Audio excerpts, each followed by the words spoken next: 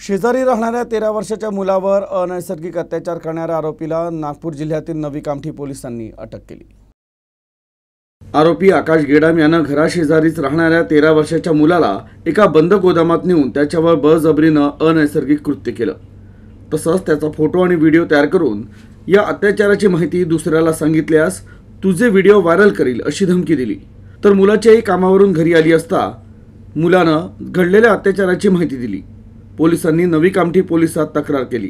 पोलिसांनी पॉस्को कायद्यानुसार गुन्हा दाखल करून आरोपी आकाश गेडामला अटक केली आहे। सदर व्यक्तीबरोबर एका अज्ञात ठिकाणी सदर आरोपी व्यक्तीने हे अनैसर्गिक कृत्य केलेलं आहे। त्या संदर्भाने आम्ही आमच्या पोलीस स्टेशनला गुन्हा दाखल केलेला आहे। संबंधित आरोपी याला आम्ही अटक केलेली आहे। त्याचे आम्ही 4 दिवस पोलीस कोठडी रिमांड देखील घेतलेली आहे आणि याच्यामध्ये सविस्तर तपास आमचे महिला पोलीस अधिकारी याच्यामध्ये तपास करीत आहेत। याच्यामध्ये नेमकं काय कारण आहे आणि नेमकं आणि कोणत्या व्यक्तीबरोबर केलंय का, याच्यामध्ये 2 पीडित व्यक्ती आहेत।